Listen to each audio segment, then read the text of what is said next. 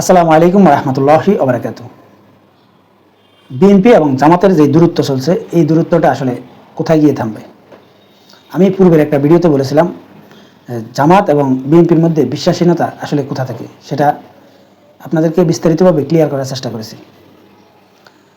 গতকাল আপনারা দেখেছেন রুহুল কবির রেজভী সাহেব জামাতকে নিয়ে মারাত্মকভাবে কিছু সমালোচনা করেছেন। আবার জামাতও কিন্তু প্রায় অল্প কিছুক্ষণের মধ্যে আবার তার প্রতিবাদ জানিয়ে পাল্টা বিবৃতিও দিয়েছেন। এতদিন যাবৎ জামাত এবং বিএনপির যে ভাঙন এবং তাদের যে সম্পর্ক নষ্ট, এটা আসলে প্রায় মোটামুটি ওপেন সিক্রেট ছিল না, বা একে অন্যের বিরুদ্ধে সরাসরি নাম ধরে কিন্তু উল্লেখ করেনি।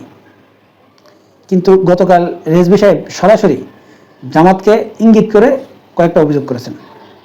এই অভিযোগের মধ্যে রুহুল কবির রেজভী বলেছেন যে জামাত 5 আগস্টের পরে ইসলামী ব্যাংক কীভাবে দখল করেছে সেটা বাংলাদেশের জনগণ জানে। এছাড়াও রুহুল কবির রেজভী আরও একটা অভিযোগ করেছেন, সেটা হচ্ছে ছাত্র শিবির রক কাটে, এটা বাংলাদেশের প্রত্যেকটা জনগণ জানে। আরও একটা অভিযোগ করেছেন যে শেখ হাসিনাকে এই জামাত ক্ষমা করে দিতে চায় এবং ভারতের সাথে সম্পর্ক তৈরি করতে চায় জামাত। এছাড়াও আরও টুকটাক কিছু অভিযোগ করেছেন, তারা ইসলামিক দল এবং ইসলাম মানেই তো মুনাফিকি করে না, এই জাতীয় অনেকগুলো বক্তব্য বিবৃতি দিয়েছেন। বোঝা যাচ্ছে আসলে বক্তব্যগুলো রাজনৈতিক এবং একে অন্যের সাথে যে দূরত্ব তৈরি হচ্ছে এবং আগামীতে এই দুইটা দল যে আলাদা আলাদা নির্বাচন করবে, এটা স্পষ্টভাবে বোঝা গিয়েছে এবং একে অন্যের প্রতিদ্বন্দ্বী হচ্ছে। যে দুইটা দল তাদের জোট টিকানোর জন্য 2014 সালে তারা যেই মূল্যটা দিয়েছে জামাত, আজ তারা কিন্তু ঠিকই আলাদা হলো, কিন্তু একে অন্যের বিরুদ্ধে আসলে যেই অভিযোগগুলো করছে, এগুলো আসলেই কি বাংলাদেশের রাজনীতিতে সুবাতাস বয়ে আনবে? অনেকেই বলতে পারেন আপনি শুধু বিএনপির দোষটা দেখতেছেন, জামাতের দোষটা কি আপনি দেখেননি? এই যে উত্তেজনা তৈরি হয়েছে বা একে অন্যের বিরুদ্ধে যেই বক্তব্য দিচ্ছে, এই বক্তব্য প্রথমে কিন্তু জামাতও দিয়েছে। যেমন বিএনপির নাম উল্লেখ না করলেও বিএনপির নেতাকর্মীদেরকে উদ্দেশ্য করে কিন্তু জামাতের বিভিন্ন নেতা বিভিন্ন রকম বক্তব্য দিয়ে আসছেন এবং বিএনপিকে চাঁদাবাজি, টেন্ডারবাজি এবং দখলবাজ হিসেবে উল্লেখ করেছেন এবং এই জাতীয় অনেক বক্তব্য বিবৃতি আপনারা পাবেন। এখন এই যে দুইটা গ্রুপ একে অন্যের বিরুদ্ধে যে অভিযোগগুলো করছে, এই অভিযোগগুলো প্রথমে একটু বিশ্লেষণ করি। প্রথমে আসি বিএনপির অভিযোগগুলো নিয়ে, তারপর জামাতের যে অভিযোগ সেগুলো নিয়েও আসবো। জামাতের বিরুদ্ধে প্রথম অভিযোগটা হচ্ছে যে জামাত 5 আগস্টের পর ইসলামী ব্যাংক দখল করেছে, এটা পুরো জাতি দেখেছে। এখন বিএনপি নেতাকর্মীদের কাছে আমার প্রশ্ন, ইসলামী ব্যাংক জামাত দখল করেছে এটা কিভাবে বলে বিএনপি? এই বিএনপি নেতারাও তো বলেছে, এই বিএনপি নেতাদের অসংখ্য বক্তব্য রয়েছে যে এস আলমকে দিয়ে জামাতের প্রতিষ্ঠান ইসলামী ব্যাংক দখল করে নিয়েছিল আওয়ামী লীগ। 5 আগস্টের পর এখন আওয়ামী লীগ যেহেতু চলে গেছে, তখন তো যার মাল তার কাছে চলে আসবে, এটা স্বাভাবিক। আমার জানা মতে ইবনে সিনা যে হাসপাতাল ছিল জামাতের, এই প্রতিষ্ঠানটাও কিন্তু দখল করেছিল আওয়ামী লীগের লোকজন, তারাও কিন্তু এই হাসপাতাল ছেড়ে চলে গেছে। তাহলে এই ইবনে সিনা হাসপাতালও কিন্তু জামাতের কাছে চলে এসেছে এবং এখন এই হাসপাতালও পরিচালনা করছে কিন্তু জামাত। এছাড়া জামাতের আরও অনেকগুলো প্রতিষ্ঠান ছিল, ইসলামী ব্যাংক, হাসপাতাল সহ আরও অনেক প্রতিষ্ঠান, এগুলো সব কিন্তু জামাতের হাতে আবার চলে আসে। এখন একটা সম্পদ কারো থেকে নিয়ে যাওয়া, মনে করেন এখন আমার সম্পদ যদি কেউ দখল করে থাকে, এখন সে যদি চলে যায় এবং সেই সম্পদটা যদি আবার আমি ফিরিয়ে নিই, এটা কতটুকু অপরাধ? আরেকটা অভিযোগ হচ্ছে যে শিবির রক কাটে। এই শিবিরের রক কাটা নিয়ে আমি আরও একটা ভিডিও করেছিলাম যে শিবির কতটা ভয়ঙ্কর। সেই ভিডিওতে আমি বিস্তারিতভাবে শিবিরের রক কাটা নিয়ে আলোচনা করেছিলাম। আপনারা যারা এই শিবিরের রক কাটা নিয়ে আসলে কোনো যদি তথ্য পেতে চান, তাহলে অবশ্যই গুগলের সহযোগিতা নিতে হয়, কারণ বর্তমান সময়ে বা লাস্ট সময়গুলোতে আসলে শিবিরের বিরুদ্ধে এরকম কোনো অভিযোগ পাওয়া যায়নি। তাই পূর্বের যে ঘটনাগুলো সেগুলো যদি জানতে হয়, গুগলের সহযোগিতা যদি নেন, তাহলে কয়েকটা প্রতিবেদন পাবেন, 3 থেকে 4টা, যে শিবির রক কেটেছে, কিন্তু যার রক কেটেছে তাদের কোনো আত্মীয় স্বজনের বক্তব্য আপনি পাবেন না, শুধুমাত্র কিছু লেখা পাবেন। কিন্তু 5 আগস্টের পর বিএনপির নেতাকর্মীদের বিরুদ্ধে রক কাটার অভিযোগ এখনও রয়েছে এবং সেটা স্পষ্টভাবে আছে বক্তব্য বিবৃতি সহ। কিছুদিন আগে আপনারা জানেন যে ছাত্রলীগের সহসভাপতি সে হাইকোর্ট থেকে জামিন নিয়ে বাসায় আসে এবং বিএনপির নেতাকর্মীরা তার থেকে 20 লক্ষ টাকা চাঁদা চায় এবং সেটা না দেওয়ার কথা বললে তাকে ঘর থেকে ধরে নিয়ে তার হাত পা ভেঙে দিয়ে তার পায়ের রক কেটে দেয়। এটা প্রথম আলোর নিউজে রয়েছে, আপনারা সার্চ দিলেই পাবেন। এখন এই যে ঘটনাগুলো এবং রেজভী সাহেব যে অভিযোগগুলো করছেন, অভিযোগগুলো করার আগে নিজের দলের কোনো কিছু আছে কিনা প্রমাণ সহ সেটা কি একবারও বিচার করে দেখেছেন? নাকি শুধু কথার কথা বললেই হয়ে যায়? একটা দলের বিরুদ্ধে আমরা যা ইচ্ছা তা বলতেই থাকি। আর এটা যদি রাজনীতি হয় তাহলে কি বাংলাদেশের রাজনীতিতে কখনো সুবাতাস আসবে? এছাড়াও আরেকটা অভিযোগ যে ভারতের সাথে জামাত সম্পর্ক উন্নয়ন করতে চায়। এখন ভারতের সাথে সম্পর্ক উন্নয়ন কে করতে চায় না? এই যে বিএনপি বলছে প্রতিবেশীদের সাথে আমাদের ভালো সম্পর্ক থাকতে হবে ন্যায্যতার ভিত্তিতে, জামাতও সেম কথা বলছে। আবার এই যে বর্তমান ইউনূস সরকার, তারাও বলছে যে ভারতের সাথে আমাদের সম্পর্ক হবে ন্যায্যতার ভিত্তিতে। তাহলে ভারতের সাথে সবাই কিন্তু ভালো সম্পর্ক চায়। আচ্ছা, প্রতিবেশীর সাথে কেউ কি খারাপ সম্পর্ক রেখে কারো উপকার হয়? এটা ভারতেরও হবে না, বাংলাদেশেরও হবে না। অতএব বাংলাদেশের তুলনায় ভারত যেহেতু অনেক শক্তিশালী রাষ্ট্র এবং এত বছর যাবৎ বাংলাদেশের রাজনীতি কিন্তু ভারত নিয়ন্ত্রণ করেছে, এটা নিশ্চিত এখনো করছে। ভারতের সাথে সুসম্পর্ক কারা রাখতে চায় না? এই যে বিএনপি এবং জামাতের সাথে যে দূরত্ব, এই দূরত্বটার মূল কারণটা কি? আমার জানা মতে তো বিএনপি ভারতকে খুশি করার জন্য তারা এই জামাতের সাথে দূরত্ব তৈরি করেছে। কারণ ভারত একসাথীভাবে আওয়ামী লীগকে সমর্থন করে আসতো। এখন বিএনপির যারা ভারতপন্থী নেতারা ছিল তারা কিন্তু বুঝে গিয়েছিল ভারতকে খুশি করেই কিন্তু আওয়ামী লীগের পতন ঘটানো হবে। এবং সেই ঘটনার পর শেখ হাসিনা কিন্তু একটা বিবৃতিও দিয়েছিল যে ভারতকে আমরা যা দিয়েছি তা ভারত কখনো ভুলতে পারবে না। এটা এমনি এমনি শেখ হাসিনা দেয়নি। যখন কথা উঠেছিল যে বিএনপি এবং ভারতের সাথে সম্পর্ক ভালো হচ্ছে, আওয়ামী লীগের সাথে সম্পর্ক খারাপের দিকে যাচ্ছে, এই কথা যখন চাউর হয় তখন শেখ হাসিনা এই বক্তব্য দিয়েছিল। এর মানে হচ্ছে ভারতের সাথে বিএনপি যে সুসম্পর্ক তৈরি করতে চাইছে এটা নিশ্চিত। আবার জামাতের নেতাদেরও আপনি অনেকগুলো বক্তব্য পাবেন যে আমরা ভারতের সাথে সুসম্পর্ক তৈরি করতে চাই, আগ বাড়িয়ে বলেছে, সেটাও আছে। আবার বর্তমান সরকারের বক্তব্য আছে। সবগুলো মিলিয়ে ভারতের সাথে সুসম্পর্ক সবাই রাখতে চায়। আরেকটা অভিযোগ যে শেখ হাসিনাকে ক্ষমা করে দিতে চায়, মানে জামাত নিজের রক্তের সাথেও বেইমানি করেছে। শেখ হাসিনা জামাতের যে নেতাকর্মীদের উপরে জুলুম নির্যাতন চালিয়েছে সেটা এই জামাত নাকি ক্ষমা করে দিতে চায় শেখ হাসিনাকে। এই অভিযোগটা বিএনপির পক্ষ থেকে করা হয়েছে।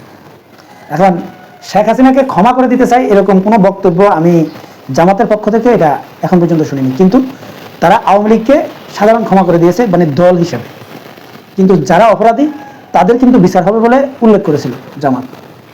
এখন প্রশ্ন হচ্ছে যে আওয়ামী লীগ যে দলটা রয়েছে বাংলাদেশে একবারে কম করে হলো 2 থেকে 2.5 কোটি আওয়ামী লীগ রয়েছে। যদি বলেন যে একেবারে নাই, তার সাথে অনেক বেশি রয়েছে, কিন্তু আমি একবারে কম করে ধরলাম যে ধরেন 2 কোটি আওয়ামী লীগ রয়েছে বাংলাদেশে। এখন এই যে জামাতের উপরে যে নির্যাতন নিপীড়নগুলো চালানো হয়েছে বা বিএনপি নেতাকর্মীদের উপরে যে নির্যাতন নিপীড়নগুলো চালিয়েছে, তাহলে কি এই 2 কোটি আওয়ামী লীগ সবাই মিলে করেছে? এটা একটা প্রশ্ন। আবার বিএনপির লোকদের হাতেও কি অতীতে আওয়ামী লীগের লোক মারা যায়নি? অবশ্যই গিয়েছে। এক দলের নেতাকর্মীদের হাতে অন্য দলের নেতাকর্মীদের জীবন গিয়েছে। এই ঘটনা কিন্তু একবার দুবার ঘটেনি, অনেক ঘটনা রয়েছে। এখন কেউ যদি কাউকে যদি হত্যা করে এর দায় কি পুরো দল নেবে? 5 আগস্টের পর যারা আওয়ামী লীগ করতো, আমার নিজের চোখে দেখা, তাদের বহুজনকে ধরে 5 লাখ, 7 লাখ, 2 লাখ, 1 লাখ টাকা চাঁদা নেওয়া হয়েছে। এরকম আমি কয়েকজনকে দেখেছি। এখন তারা বিএনপি করে নাকি আওয়ামী লীগ করে আমি সেটাতে যাচ্ছি না। তারা ক্ষমতায় চলে আসবে বা চলে আসতেছে মনে করছে, তারাই এই কাজগুলো করেছে বা তাদের নেতাকর্মীরা এই কাজগুলো করেছে। এখানে বিএনপির সব নেতারা কিন্তু এই কাজে জড়িত না, এখানে কিছু লোক আছে। এই সাদাবাজদেরকে বিএনপির যেই ভালো নেতারা রয়েছেন তারা কিন্তু কেন্দ্রে বলে এদেরকে আসলে নিয়ন্ত্রণ করতে পারতেন, কিন্তু বিএনপি কি এগুলো করেছে? করেনি।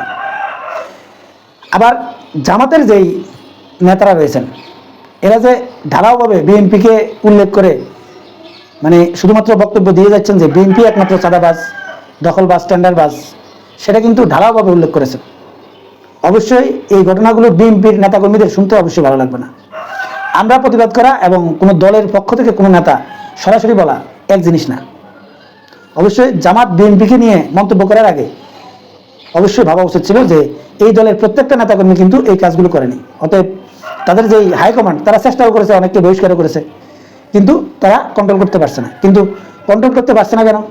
এই সাদাবাজি টেন্ডারবাজিগুলো নিয়ন্ত্রণ করা করবে, করার কথা কিন্তু সরকারের। এখন বিএনপি দল হিসাবে যতটুকু ক্ষমতা আছে সেটা করেছে, তারা বহিষ্কার করে দিয়েছে।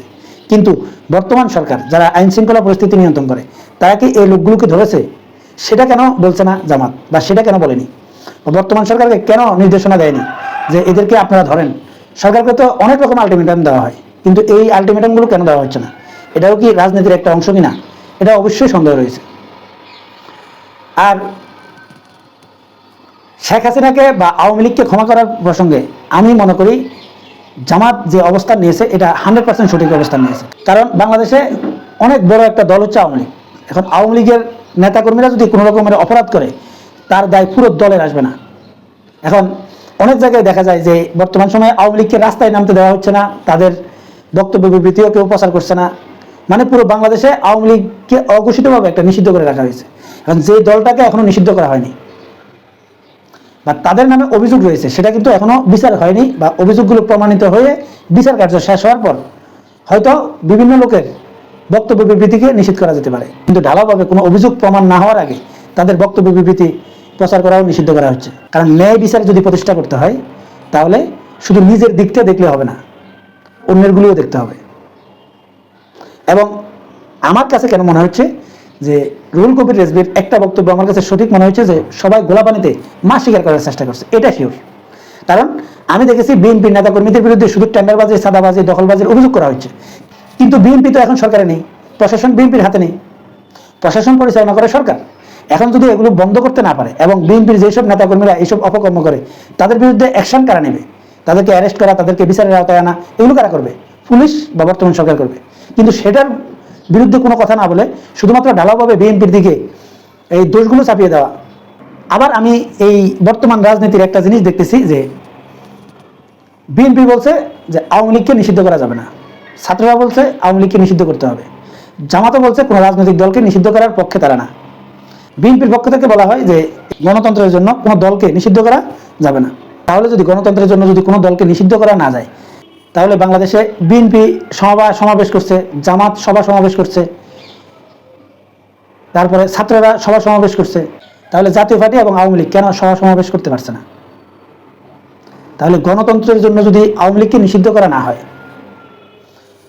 বা কোনো দলকে যদি নিষিদ্ধ করা না যায়, এখন পর্যন্ত যে দল নিষিদ্ধ হয়নি সেই দল কেন সমাবেশ করতে পারবে না? বলা হচ্ছে তাদের বিচারের পর তাদেরকে রাজনীতি করার সুযোগ দেওয়া হবে, ছাত্রদের পক্ষ থেকে বলা হচ্ছে। এখন বিচার কারা করবে? বর্তমান সরকার। এবং এখন পর্যন্ত আওয়ামী লীগের নেতাকর্মীদের নামে যে কয়জনের বিরুদ্ধে মামলা হবে, সেই কয়জনকে পুলিশ অ্যারেস্ট করবে, তারা সমাবেশ করতে পারবে না কেন? এখন যদি আবার বলেন যে এটা ছাত্রদেরকে জিজ্ঞাসা করেন, শুধু কি ছাত্ররা দায়ী? ছাত্ররা তো আওয়ামী লীগকে রাস্তায় নামতে দেবে না, ঠিক আছে, সমাবেশ করতে দেবে না, তারা বিভিন্ন জায়গায় তারা মিছিল করে এবং প্রতিবাদ জানিয়ে আসে। কিন্তু আওয়ামী লীগ যদি আগামীকাল যদি কোনো জায়গায় সমাবেশের ঘোষণা দেয়, নিশ্চিতভাবে আপনারা পূর্বেও দেখেছেন, যখন গুলিস্তান 0 পয়েন্টে আওয়ামী লীগের একটা সমাবেশের ডাক দিয়েছিল, সেখানে ছাত্ররাও কিন্তু সেটা দখল করেছে, জামাতও গিয়েছে, বিএনপিও গিয়েছে, মানে প্রতিহত করার জন্য। তাহলে এটা কি শুধু ছাত্ররা প্রতিহত করছে? না, সেটা বিএনপিও করছে, জামাতও করছে, ছাত্ররাও করছে। তো সবগুলো মিলিয়ে আমাদের এই বাংলাদেশটা কি আসলে বৈষম্যহীন হয়েছে? এবং যেই কর্মকাণ্ডগুলো হচ্ছে, এই কর্মকাণ্ডগুলোকে আসলে কিভাবে নৈতিকভাবে আপনি সমর্থন করবেন? এখন যে দল করেন, সেই দল থেকে কিন্তু নিজেরটাকেই সঠিক মনে হয়, কিন্তু একটু নিরপেক্ষ দৃষ্টিতে দেখেন তো, যে আমি যে কথাগুলো বলেছি এই কথাগুলো কতটা অযৌক্তিক। এই যে বাংলাদেশে এখন কয়েকটা ভাগে বিভক্ত হয়ে যাচ্ছে বাংলাদেশের মানুষ, বিএনপি একমুখী, জামাত আরেকমুখী, এই বৈষম্য বিরোধী ছাত্ররা আরেকমুখী, আবার আওয়ামী লীগ একমুখী, আবার জাতীয় পার্টি আরেকমুখী। এই যে ঘটনাগুলো ঘটতেছে, এগুলো কি আসলে বাংলাদেশের জন্য কল্যাণ বয়ে আনবে? এবং এই বাংলাদেশটা কি এরকম অস্থিতিশীল পরিবেশের মধ্যে একে অন্যকে ঠেকানো, এই দলকে অমুক দল ঠেকাবে, অমুক দলকে অমুক দল ঠেকাবে, এই ঠেকাঠেকির রাজনীতি কত বছর চলতে পারে? এই যে আওয়ামী লীগকে আপনারা এখন ঠেকাচ্ছেন, মানলাম, কিন্তু কতদিন ঠেকাবেন? এই ছাত্ররা কি এখন লেখাপড়া ছেড়ে দিয়ে আওয়ামী লীগ ঠেকানোর কাজে নেমে যাবে? আবার জামাতের লোকজন কি আওয়ামী লীগ কোথায় মিছিল করবে ঘোষণা দিলে কি সব কাজ কাম ছেড়ে কি সেটা ঠেকানোর কাজে লেগে যাবে? বা বিএনপিরাও কি তাই করবে? আর এই ঠেকাঠেকির রাজনীতি কবে শেষ হবে? এখন যে আওয়ামী লীগের বিচার হচ্ছে, বিচারের জায়গায় থাকুক, আওয়ামী লীগের জায়গায় রাজনীতি করুক, তারা তাদের বক্তব্য উপস্থাপন করুক, এবং যারা অপরাধী তাদেরকে আপনি অ্যারেস্ট করেন, এবং তাদেরকে বিচারের মুখোমুখি করেন। কিন্তু আমাদের এই বাংলাদেশে বেশিরভাগ ক্ষেত্রে দেখা যায় রাজনৈতিক যেই মামলাগুলো হয়, এই আওয়ামী লীগের সময়ও ছিল, একটা মামলায় অনেক জায়গায় 1000 5000 মানুষকেও মানে ইনভলভ করা হতো এবং নাম না জানা, পরবর্তীতে যাকে ইচ্ছা তাকে ওই মামলায় অ্যারেস্ট করা হতো। এখন যাকে অ্যারেস্ট করা হয় এই লোকটার চাকরি বাকরি থাকে, তাদের কাজকর্ম থাকে, অনেক কিছু থাকে এবং তাদের সংসার থাকে, পরিবার পরিজন থাকে। এই যে তারা স্বাভাবিক জীবন থেকে তারা সরে যাচ্ছে, এটা কতটা অমানবিক ছিল। এবং এখন যদি আওয়ামী লীগের যারা অপরাধ করেনি তাদের নামে একটা মামলা দিয়ে যদি হয়রানি করা হয় এবং তারা যদি তাদের পরিবার পরিজন নিয়ে যদি সুন্দরভাবে যদি চলতে না পারে, তাহলে তাদের পরিবারগুলোর অবস্থা কি হবে, তাদের মন মানসিকতাটা কি হবে? এই অবস্থায় চলতে থাকলে আসলে আমরা কি জাতি হিসেবে কখনো ঐক্যবদ্ধ হতে পারবো? যারা অপরাধ করেছে তাদের বিচার সঠিকভাবে নিশ্চিত করা উচিত, সেটা যে দলের হোক। এবং আওয়ামী লীগের আমলে যেসব অপকর্মগুলো হয়েছে সেগুলোরও কিন্তু বিচার হওয়া উচিত। আবার 5ই আগস্টের পর যে অপকর্মগুলো হয়েছে সেটারও কিন্তু বিচার হওয়া উচিত। যদি প্রত্যেকটা অপরাধের বিচার নিশ্চিত করা যায় তাহলে অপরাধ দমন হবে, না হয় দমন হবে না। যদি সত্যিকার অর্থে ন্যায়ের শাসন প্রতিষ্ঠা করতে হয় তাহলে প্রত্যেকটা অপরাধীর বিচার হওয়া উচিত। এবং এটা নিশ্চিত করতে পারলেই আমাদের আগামীর বাংলাদেশ বৈষম্যহীন বাংলাদেশ হতে পারে। না হয় এই যে শুধু বৈষম্যহীন বাংলাদেশ গড়ার যেই বুলি আমাদেরকে শোনানো হচ্ছে, এটা শুধুমাত্র বুলিতেই থেকে যাবে। সম্মানিত দর্শক, আপনারা কি মনে করেন কমেন্টসে জানাবেন। আল্লাহ হাফেজ।